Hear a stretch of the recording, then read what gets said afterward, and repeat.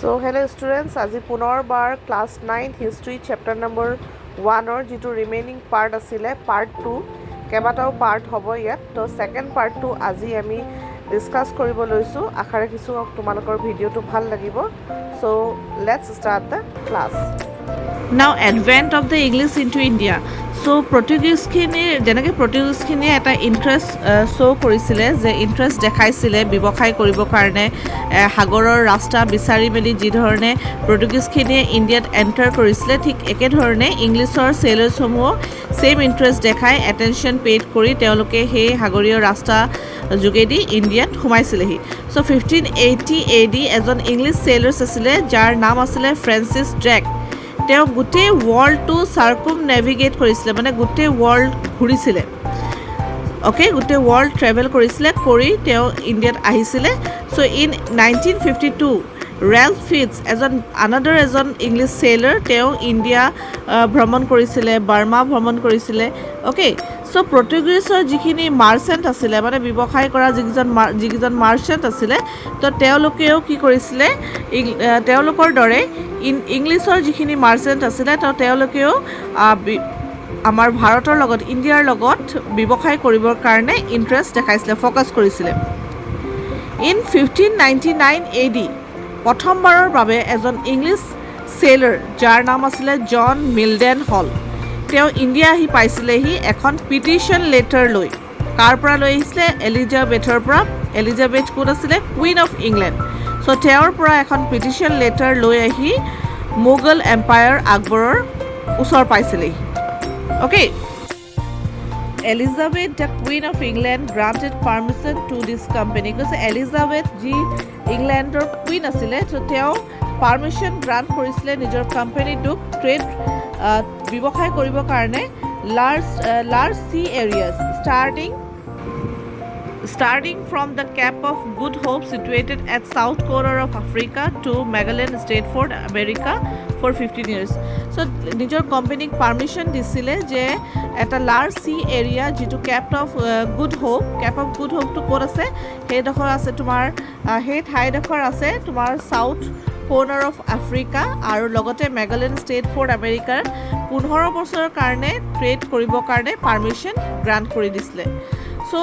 যেতিয়া India arrive কৰা নাছিলে so' before arriving India arrive কৰাৰ আগত কোম্পানীয়ে কি কৰিছিলে so' he carried out spice trade কাৰ লগত স্পাইচ ট্ৰেড কৰিছিলে সুমাত্ৰা জাভা আৰু Moluccas etcetera so' in 1608 AD English king James one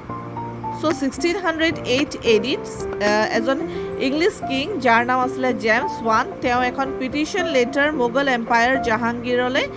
send কৰিছিলে মানে ব্যৱসায়টো ৰিলেশ্যনশ্বিপটো ব্যৱসায় কৰিবৰ কাৰণে ট্ৰেড ৰিলেশ্যন কৰিবৰ কাৰণে এখন পিটিশ্যন লেটাৰ চেণ্ড কৰিছিলে ইণ্ডিয়াৰ লগত মানে এটা ট্ৰেড ৰিলেশ্যনশ্বিপ কৰিব তাৰ বাবে এখন পিটিশ্যন লেটাৰ মোগল এম্পায়াৰ জাহাংগীৰলৈ চেণ্ড কৰিছিলে থ্ৰু এন ইংলিছ মাৰ্চেণ্ট এজন ইংলিছ মাৰ্চেণ্টৰ যোগেদি যাৰ নাম আছিলে কেপ্টেইন উইলিয়াম হকিন্স যেতিয়া চুৰট পৰ্ট আহি পাইছিলেহি ৰিভাৰ টাপ্তিৰ যোগেদি তেতিয়া এখন ফাৰমান পাইছিলে from the empire regarding the establishment of an English settlement at Surat ইংলিছৰ মানে ছেটেলমেণ্ট কৰিব পাৰে চুৰটত তাৰ কাৰণে এখন ফাৰমান পাইছিলে কেপ্টেইন হকিন্সে এটা ভাল ট্ৰেড প্ৰিভিলেজ মোগল এম্পায়াৰৰ আগত দেখাব বিচাৰিছিলে যাৰ কাৰণে তেওঁ তাত 2 বছৰ দিন থাকিবলগীয়া হৈছিলে এম্পায়াৰ জাহাংগীৰে সেই ফাৰ্মান ৰিকুৱেষ্টটো ৰিজেক্ট কৰিছিলে for trade contract offered by captain হকিন্সে যিটো ৰিকুৱেষ্ট কৰিছিলে এটা ট্ৰেড ৰিলেশ্যনশ্বিপ কৰিবৰ কাৰণে যিখন এগ্ৰিমেণ্ট বা কণ্ট্ৰেক্ট চহী কৰাৰ কাৰণে ৰিকুৱেষ্ট কৰিছিলে চ' জাহাংগীৰে ৰিজেক্ট কৰি দিছিলে In 1615, the English King James I. So 1615